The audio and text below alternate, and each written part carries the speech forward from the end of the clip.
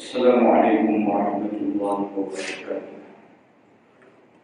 بسم الله الرحمن الرحيم. الحمد لله رب العالمين. وصلى الله على سيدنا محمد وعلى آله وصحبه أجمعين. اللهم علمنا ما ينفعنا وانفعنا بما علمتنا.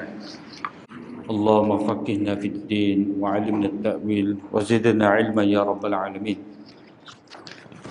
رب اشرح لي صدري ويسر لي أمري واحلل عقدة من لساني يفقهوا قولي. سبحانك لا علم لنا إلا ما علمتنا إنك أنت العليم الحكيم ولا حول ولا قوة إلا بالله. Alhamdulillah, syukur kita kepada Allah SWT. Pada malam ni dapat lagi kita menyambung kuliah kita, yang mana kita telah berhenti PKP pun tak habis lagi ni. Syukur kita pada Allah SWT dapat kembali semula mengimarahkan rumah Allah SWT, yang mana dalam tempoh baru ni kita sama-sama menghidupkan rumah kita masing-masing. Sebab orang mukmin ni rumah dia, rumah Allah Ta'ala, tempat utama dia. Adapun pejabat, kedai, pasar, itu adalah untuk keperluan dia. Jadi kita berhenti baru ni habis bab riak baru ni. Kita masuk muka surat 33, Mukjizat dan Karamah. Mukjizat dan Karamah. Qala al-Imam Musannif rahimahullah ta'ala wa nafa'ana Allah bi'ulumihi fid darain. Wal ayatu thabitatun lil anbiya'i wal karamatu lil awliya'i haqqun, wa amma allati takunu li a'da'ihi mithlu iblis wa fir'aun wa dajjal fima ruwiya al akhbar annahu kana wa yakunu lahum la nusammiha ayat wala karamat walakin nusammiha qada'u hajatihim, wa dhalika li anna Allah ta'ala yaqdi hajati a'da'ihi istidrajan lahum wa 'uqubatan lahum fayaghtarruna bih wa yazdaduna tughyana wa kufrana wa kufran wa kulluhu jaizun mumkin. Ni bab mukjizat, karamat dan juga istidraj. Ayat-ayat itu ataupun mukjizat itu sabit kepada para nabi berlaku. Begitu juga karamat, kemuliaan yang Allah SWT nak bagi kepada wali-wali dia, orang-orang dekat dengan dia tu, itu adalah benar, tidak boleh diingkari. Jadi pertama sekali kita tengok di sini Imam Abu Hanifah dia kata al-ayat, tanda-tanda. Ataupun dalam bahasa kita kan mukjizat lah. Jadi bahasa Melayu dah mukjizat. Mukjizat ni mana benda yang melemahkan. Asal mana dia. Mana yang Allah SWT telah mengurniakan kepada para nabi sesuatu benda yang melemahkan orang yang menentang mereka tu nak lawan nabi. Jadi dalam istilah Al-Quran, Allah SWT sebut ayat. Cuma ayat dalam bahasa Melayu kita ni macam-macam lah. Ayat kerja, ayat nama, ayat seru. Tapi ayat dalam bahasa Arab ataupun dalam penggunaan Al-Quran, ayat ni dia banyak makna. Banyak makna. Yang pertama sekali ayat Allah Ta'ala lah. Maknanya Al-Quran tu kita kata ayat.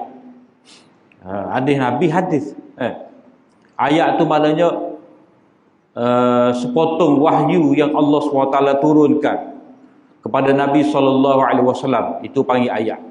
Jadi ayat dihimpun-himpun ayat tu dengan dalam keadaan yang cukup tersusun, rapi, kukuh, apa semua tu, dia membentuk satu surah.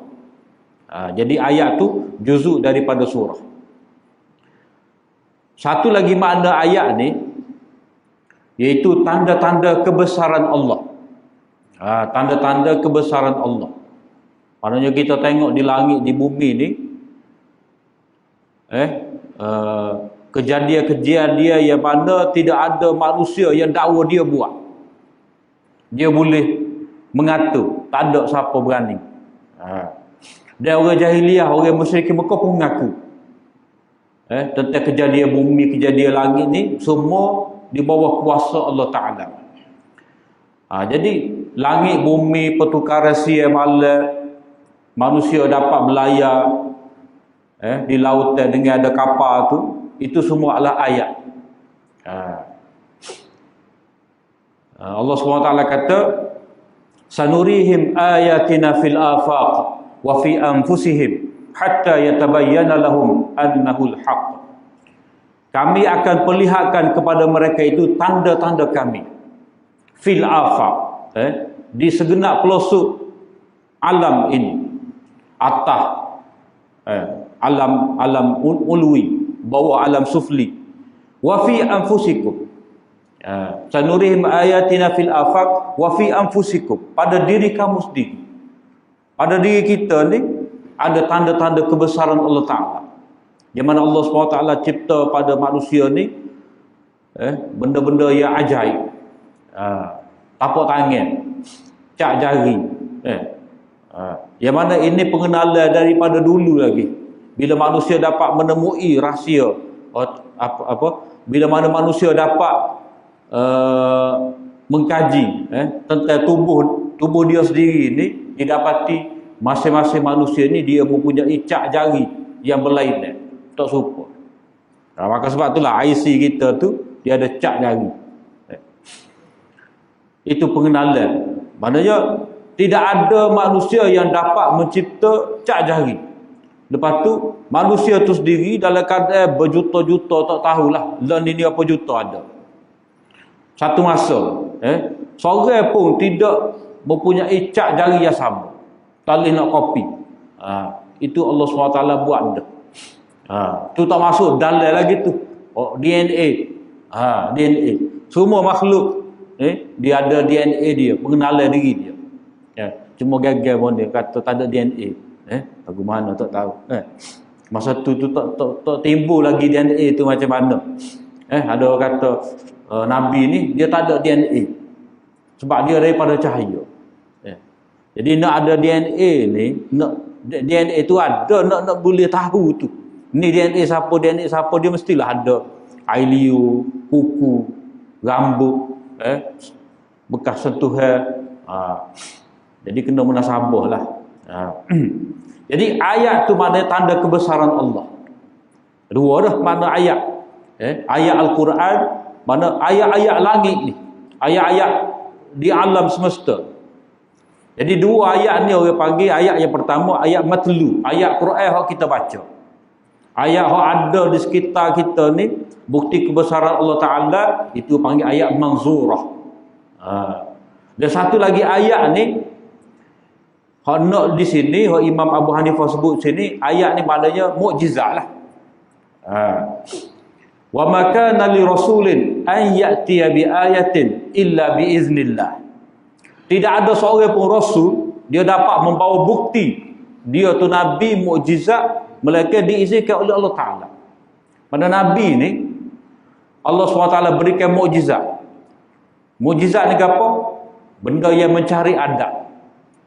Tak serupa. Api tidak dapat membakar Nabi Ibrahim. Pisau tidak dapat melukakan Nabi Ismail. Allah SWT kurniakan kepada Nabi Musa tongkat yang bertukar menjadi ular. Tangan dia tu mengeluarkan cahaya. Tongkat ni Nabi Musa pukul pada batu tu, maka terpecahlah, tubiklah, memancarlah 12 mata air. Tongkat ni juga Nabi Musa pukul laut, maka terbelahlah laut. Nabi Musa dapat melalui menyeberangi ke seberang sana tu. Jadi ini mukjizat. Keluar daripada batu unta, mukjizat Nabi Saleh. Jadi mukjizat-mukjizat ni Allah Taala kata Tidak ada kuasa pada Nabi ni buat mari. Melainkan dengan izin Allah, dengan kehendak Allah. Sebab itulah Nabi ni, walaupun dia ada mukjizat, dia tak buat sihir. Sikit-sikit tunjuk mukjizat. Dia tak buat sihir. Macam Nabi Musa. Nabi Musa tu, walaupun Allah Ta'ala telah beritahu pada dia, capuk tukar kamu tu dia akan jadi ular. Jadi Nabi Musa tak guna apa-apa pada tu.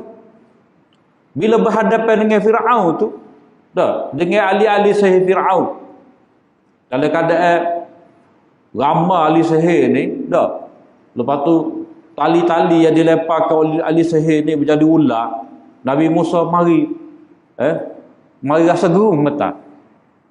Baru Allah Ta'ala wahyukan campur tongkat kamu. Barulah Nabi Musa buat campurkan tongkat dia. Sebelum pada tu tak ada. Sebab apa? Sebab keimanan Nabi Musa kepada Allah, dia tak nampak pada tongkat. Jadi mukjizat ataupun ayat ni benda yang Allah SWT berikan kepada Nabi, tunjukkan kepada Nabi mengikut kehendak dia, izin dia. Nabi SAW kita sendiri pun dia nak tunjuk mukjizat dia. Mukjizat ni lah, mukjizat Nabi ni dia dua. Mukjizat Al-Quran, mukjizat ma'nawi, satu lagi mukjizat hissi. Mukjizat hissi ni seperti Nabi Musa lah, tukar. Ada tukar Nabi Isa tu dapat menyembuhkan orang sakit, kusta apa semua tu. Jadi Nabi SAW ni ada juga Allah Ta'ala berikan kepada Nabi mukjizat ni lah. Tunjuk pada bulan terbelah dua, keluar air daripada jari Nabi. Jadi hak ni Nabi tak guna buat sihir. Nabi nak tunjuk tu pun Nabi minta dengan Allah Ta'ala. Jadi balik kepada pembicaraan kita ni, wal ayat, tanda-tanda yang ni mukjizat. Jadi sebab itulah kalau kita kemudian ni dia akan kata mukjizat. Dia akan kata mukjizat. Tapi dalam istilah, dalam Al-Quran, istilah kita terdahulu ni dia guna ayat. Ayat. Jadi benda ni sabit pada para nabi. Maknanya benda-benda yang mencari adab ini berlaku kepada nabi ketika mana nabi itu dia mendakwa dia nabi daripada pihak Allah SWT. Dan bila ada orang tolak, mencabar cabar nabi. Wah, mari bukti baru kami nak beriman. Jadi orang-orang yang engkar pada nabi dulu, bila mana nabi mengajak mereka kepada beriman mentauhidkan Allah SWT, sembah Allah Ta'ala sahaja, mereka ni cabar nabi. Mana bukti kamu ni sebagai nabi? Kalau kamu tahu mari bukti, kami tak akan beriman. Jadi itu sikap orang yang angkuh. Jadi nak pada mukjizat dulu baru nak beriman. Tapi bila mukjizat lagi tak beriman. Jadi mukjizat yang Allah SWT berikan kepada Nabi ni, pada benda yang tidak mampu dibuat oleh manusia. Tak mampu dibuat oleh manusia, ya Allah SWT berikan kepada Nabi bila mana Nabi tu ajak kepada tauhid kepada Allah Ta'ala. Maka Allah SWT akan memberi sokongan dia, ta'yid. Allah SWT akan sokong Nabi tu dengan bukti-bukti ni. Yang mana orang yang tak berapa yakin akan yakin.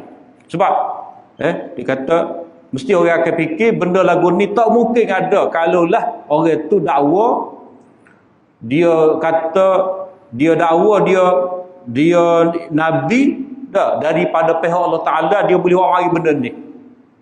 Sebab kalau orang tu kata dia ni daripada Allah Ta'ala, tiba-tiba dia berbohong. Dalam dakwah itu dia berbohong. Lepas tu orang dulu dia akan kata tak mungkin dia berbohong atas nama Allah Ta'ala, Allah Ta'ala akan tolong dia. Tak mungkin. Itu maknanya mukjizat. Jadi benda ni maknanya mencari adab. Jadi Allah SWT nak memberi sokongan kepada Nabi untuk meyakinkan umat dia. Cuma orang-orang beriman, iman dia tinggi, dia tak perlu pada mukjizat ni. Sebab dia yakin, sebab Nabi itu sendiri Allah SWT telah jadikan latar belakang Nabi tu orang-orang yang dipercayai. Nabi sendiri. Apa hak Nabi Soleh tu? Marjuwan qabla hadza. Pokok dia kata tu, kamu ni orang harapan kita. Marjuwan. Kita duk agak ni. Boleh jadi kepala kita, boleh jadi pemimpin kita. Tiba-tiba kamu mari canggah orang kita pula. Jadi sebelum ni kita agak. Jadi maknanya demo tu harap Nabi Soleh jadi pemimpin mereka, itu berarti perjalanan hidup Nabi Soleh sebelum dia dakwa dia jadi Nabi memang comel. Orang terima, orang nak latih dia jadi pemimpin. Tapi oleh kerana dia ajak pada tauhid, bercanggah dengan masyarakat pada waktu itu, budaya, kepercayaan pada waktu itu, jadi semua tahsil. Tahsil. Jadi Allah Ta'ala sokong para Nabi dengan mukjizat. Benda yang mencari adab. Jadi, ia dikatakan mencari adab ni maknanya luar biasa.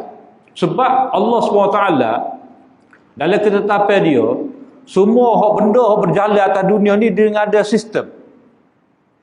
Dia ada sebab musabab.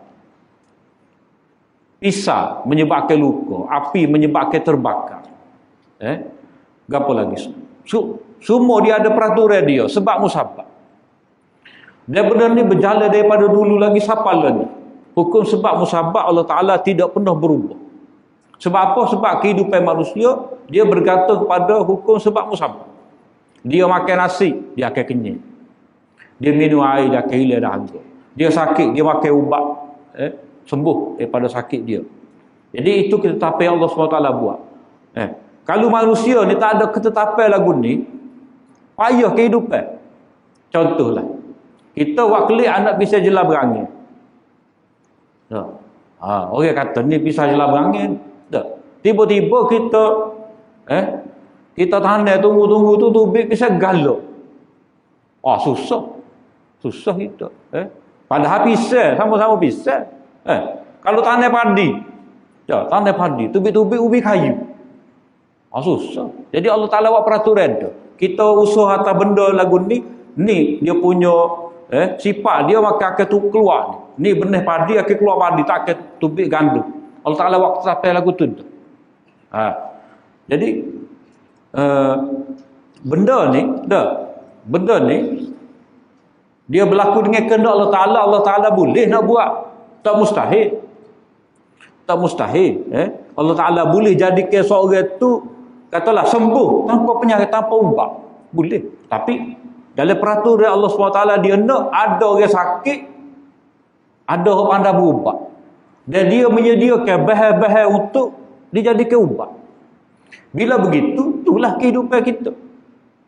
Kita kena cari doktor. Kita kena cari kena cari doktor. Doktor bahagia sebut ubat. Kita kena cari ahli farmasi. Ahli farmasi ni dia cipta ubat. Jadi Allah SWT lebih kepandaian pada manusia atas asbab musabab. Qada la qada berlaku. Ketetapan, ada ketetapan ni kehidupan manusia teratur boleh. Ada ubat dia sakit, ada ubat dia sihat. Salah makan penyakit. Lagu tu peraturan dia. Tapi oleh kerana manusia ni bila dia takluk sangat, hati dia tu kuat sangat dengan sebab, pakai kepala nampak penado. Tak kerja pening tu. Tak ada fikir. Sebab dia fikir kerja ni lah, makan gaji ni lah akan memberi rezeki kepada dia. Tak ada kerja, pening. Mecok dengan Allah Ta'ala. Kalau orang zaman dulu ada sebut, dia tanah terbakar. Mari banjir, habis bunuh. Mecok dengan Allah Ta'ala. Bapa gini. Dia tanah tak jadi. Jadi orang ni bila dia bergantung kepada sebab, dia tidak dapat musabbibul asbab. Dia memberi sebab. Dia menyediakan benda ni jadi gini, sebab gini, Allah Ta'ala berlaku. Jadi manusia ni bila dia nampak sebab musabab, dia nampak hatu sebab hakiki. Kedah dia, ubat dia, tak ada. Mula. Jadi Allah Ta'ala nak orang beriman ni, dia kena nampak bahawa di sebagai sebab musabab ni Allah. Maka sebab itulah Jara-jara berlaku benda yang mencari adab. Benda yang mencari adab. Maknanya manusia duk yakin api mesti membakar. Tiba-tiba Allah Ta'ala tunjukkan api tidak dapat membakar. Jadi pada ketika tu orang akan nampak umat Nabi Ibrahim pada ketika tu akan nampak memang Nabi Ibrahim ni dia duk balik Allah Ta'ala, dia tak terbakar, memang dia telah diselamatkan oleh Allah Ta'ala. Cuma bila manusia ni dia kaji macam-macam. Tak. Dia kaji cara sihir lah. Dia minta dengan gotu ni ada benda-benda luar biasa juga tubik daripada dia. Disebabkan dia manipulasi. Dia minta bantuan benda-benda gaib, jin, iblis, puja apa semua ni mari tolong dia. Jadi dalam keadaan dia tidak taat perintah Allah, dapat benda yang ajaib lagu ni itu dalam kitab ni kata istidraj dia panggil. Allah Ta'ala wi tu setengah daripada tu guru kita kata wi dengan mecok lah. Rembah gem gitu. Ataupun nak suruh kita ni galip, nak suruh orang tu galip, dia rasa dia berkuasa. Sedangkan benda berjalan mengikut sebab musabab ni di Allah kehendak Allah Ta'ala.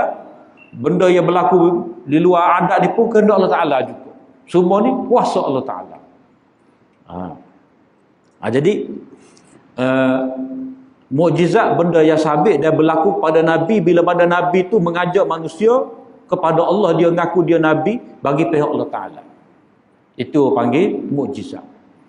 Kemudian wal karamat lil awliya. Karamat ni juga berlaku kepada awliya. Maknanya benda mencari adab. Ada juga berlaku kepada anbiya. Kepada awliya.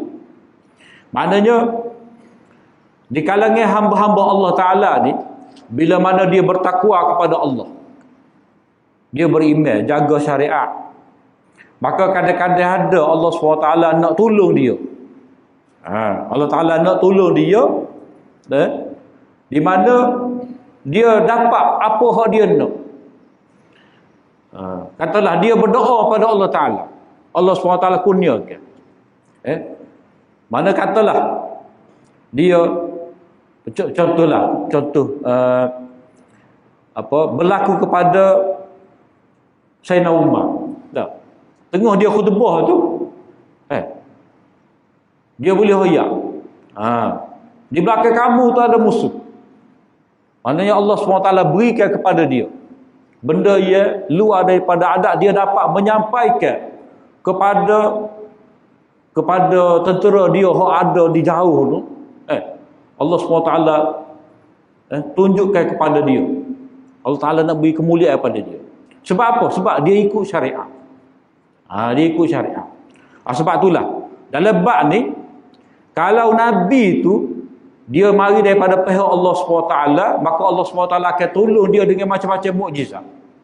Macam mana kita baca dalam hadis-hadis Nabi, makanan yang untuk 10 orang tu boleh makan sampai 70 orang, 100 orang zaman Nabi. Begitu juga Allah SWT beri kepada wali ni. Mana bila Nabi dia kata dia daripada pihak Allah Ta'ala mengajak manusia kepada agama Allah, maka Allah Ta'ala beri pertolongan pada dia. Sebab dia Nabi disokong oleh Allah Ta'ala. Kemudian para wali ni, apa dia dapat juga benda-benda karamat luar biasa ni. Yang dikatakan karamat ni asal daripada perkataan karamah, kemuliaan. Yakni Allah SWT nak memberi kemuliaan kepada orang yang ikut Nabi. Orang yang ikut Nabi betul-betul ni, Allah SWT akan beri kemuliaan kepada dia bukan setakat di akhirat dengan dapat pahala, dia dapat pertolongan di dunia ni. Allah SWT akan beri pada dia benda-benda yang luar biasa. Natijah daripada dia patuh kepada syariat. Sebab itulah orang tasawuf pun ada sebut juga. Kalau kamu dengar kalau kamu dengar orang tu boleh naik, boleh terbang, boleh jalan atas air, mu tak sebelah lah. Mu tengok dia semaya kau tidak, dia puasa kau tidak, dia jaga syariat kau tidak. Maknanya benda tu boleh kalau nak. Kalau nak boleh. Cuma wali-wali Allah sebenar ni dia bukan nak keramat. Tu butir dia. Dia bukan cara beramal nak keramat. Orang kita ni dia ada beramal. Baca qul Allah tengah malam 400 kali nak keramat ni. Macam-macam. Tak. Jadi keramat tu bukan benda yang dicari. Bukan ada amalan khusus nak dapat keramat. Tak ada. Keramat ni karamah. Maknanya hasil daripada orang tu jaga perintah Allah Ta'ala betul-betul ikut syariat Nabi. Bila dia minta dengan Allah Ta'ala, minta pertolongan, Allah Ta'ala beri pertolongan pada dia. Dengan tidak semena-mena. Maknanya karamah ni bukan dicari. Maknanya kita beramal ni bukan kita nak benda luar biasa. Cuma orang kita ni, dia tu guru tu masai mulut dia. Keramat lalu tak. Ya sebenarnya doa ya. Doa. Maknanya kalau orang tu betul-betul dekat dengan Allah Ta'ala, dia minta dengan Allah Ta'ala, Allah Ta'ala boleh beri. Jadi cuma orang kita kata, dia ada keramat tu, mulut masai. Padahal bila seseorang tu jaga molek, Allah Ta'ala akan tolong dia. Dan orang yang cari keramat ni masalah. Sebab kalau dia ikut tarekat ke, dia ikut tasawuf ke, dia beramal ke, zikir-zikir ke apa, kalau dia nak cari dunia, benda pelik, benda dia tak dapat boleh ngaik, tiket tak lu, tidak keramat tu. Itu panggil ilmu dunia. Siapa-siapa boleh dapat. Cuma jalan dia tu banyak tak betul. Sebab tidak disyariatkan lagu tu. Tak ada. Supaya tiket tak lu. Masa pergi dulu ada sahabat kata boleh terbang. Cum terbang. Cuma musuh nak tiket pun dia pun terbang. Ngelak pun. Ada. Ikut. Sebab musabak juga. Itu kata tu. Nabi-nabi dia tawasah dengan mukjizat. Begitu juga para wali Allah ni, walaupun Allah SWT beri keramat pada dia, bukan bagi sihir. Bukan bagi nak nunjuk. Cuma bila ada orang minta, dia tolong doa. Minta daripada Allah SWT, Allah Ta'ala kabulkan doa dia. Tidak kata tak ada biti. Ambil kertas, dah ambil daun, buat pergi beli. Tak ada lagu tu. Kalau ada pun bukan barang boleh kita nak gagal. Dia satu perkara. Bab karamah ni hak tadi, syarat karamah kemuliaan yang Allah SWT nak beri pada orang bila mana dia ikut Nabi. Satu lagi karamah ni, dia bukan barang kita nak jajah. Kau ada karamah ni, lihat lagu tu penuh. Ataupun dia anak murid Syekh. Dia kata, tok guru hamba hebat, keramat banyak keramat dia. Kahwin nak ayak malam ni 2 baru. Mula-mula kahwin nak ayak lagi. Tapi mula-mula ni 2 dulu kahwin nak ayak. Lagu tu penuh. Keramat ni dia tak boleh nak jajah. Dan benda ni hamba baca dalam kitab Dr. Syed Ramadan Buti. Dalam syarah hikam dia tu, jilid berapa tak ingat dah. Dia kata antara fenomena yang berlaku menyebabkan perbalahan antara tarekat-tarekat. Tarekat-tarekat ni dia balah juga, dia bersaing juga macam-macam tarekat lah. Idrisiyah, Qadiriyah. Macam-macam jadi tarekat. Idrisiyah pun dia ada pula. Idrisiyah ni. Bukan kata Idrisiyah saja. Dia ada tambahan. Macam-macam. Jadi fenomena yang berlaku dia perbalahan, persaingan antara tarekat-tarekat ni nak berebut anak murid. Nak suruh ramah pengikut. Nak suruh ramah pengikut ni pun satu masalah juga. Benar. Populariti lah. Suhu. Dia ada fan dia. Kalau kurang fan, cek. Jadi cara nak tarik tarekat guru dia ni, ahli dia ramah daripada tarekat satu lagi, dia akan katalah, tok guru saya ni, ketua tarekat saya ni, keramat-keramat dia. Dia dakwa. Kawin hang pun naik angin lah. Dah mau tak kenal lagi tok guru kawin. Tok guru kawin dia juga keramat. Jadi masa itulah kita boleh dengar macam-macam cerita pelik. Gini. Puncanya ke apa? Jaja cerita keramat Tok Guru. Keramat Tok Guru, keramat wali-wali Allah ni benda yang tidak dinafikan ada. Ada berlaku. Kadang-kadang berlaku kepada Tok Guru, anak murid tengok, anak murid ni lah. Dia nak sipar ke, dia nak jaja. Dia nak viral. Jadi itu jadi modal kepada dia nak promosi tarekat dia. Jadi bila masing-masing cerita ni dia nampak dia sebut kelebihan Tok Guru dia, suruh masuk tarekat Tok Guru dia ni, dah. Jadi dia nak jadi khalifah ni. Dah. Maka dia pun sebutlah. Kawan tu dengar, naik angin dia pun cerita. Buat. Jadi dia buat ni kat, kalau bagi ada tak apa, bagi tak ada.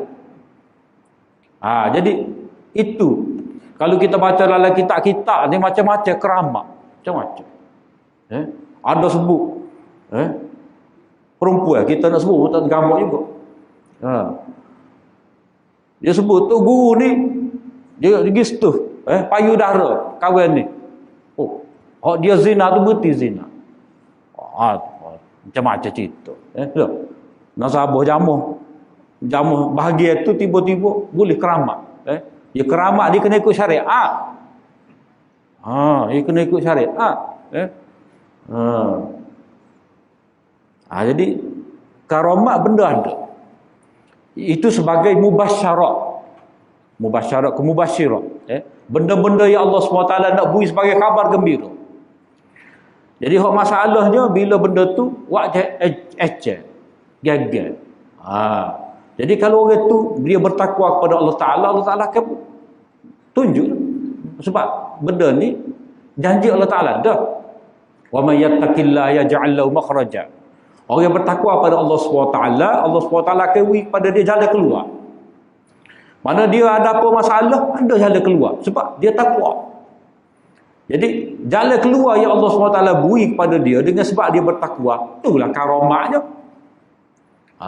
Tu karamat. Cuma kalau nak sebut kan banyaklah. Kalau kata sahabat, tabi'in, ulama-ulama dulu nak sebut, dia tak nak sebut tapi dia tahu dah. Kalau sebut benda ni, iman dia sendiri pun rasa. Jadi bukan sifat wali Allah lagu tu. Sifat wali Allah ni dia suka pendamkan. Sebab fitnah pada diri dia, fitnah pada anak murid. Jadi nak dapat karamah ni Allah Ta'ala boleh bagi. Bila mana kita bertakwa, dan karamah tu sendiri benda yang pelik ni bukanlah benda yang kita nak dicari melalui amalan-amalan tertentu, tidak. Jadi orang salah faham dalam bab ni, dia kata kita ikut tarekat akan dapat karamah. Tu rosak kita belajar tasawuf kita akan dapat karamah, benda-benda pelik. Tu salah, penyelewengnya. Dia tidak ada kaitan antara ilmu tasawuf membersihkan diri dengan karamah. Sebab karamah tu benda Allah Ta'ala nak beri kepada wali dia. Jadi orang belajar tasawuf benda tu lagi dia jadi wali. Kena ingat. Sebab wali-wali ni dia kena ada takut pada Allah Ta'ala. Dia kena ada takut pada Allah Ta'ala. Kena ada keyakinan pada Allah Ta'ala, barulah layak dipanggil wali. Ni kita kena baca lah ayat. Kita baca dah. Allah waliyul ladzina amanu yukhrijuhum minadh dhulumati ilan nur. Dia ada kalau kita tadabbur molek situ tu. Kunci nak jadi wali Allah ada situ. Kesimpulan dia yakin pada Allah Ta'ala, patuh pada syariat, akan jadi wali Allah Ta'ala. Bila jadi wali Allah Ta'ala, Allah Ta'ala akan memberi kemuliaan. Bila kita berdoa, Allah Ta'ala akan perkenankan. Jadi wali Allah ni dia mendapat kemuliaan daripada Allah Ta'ala.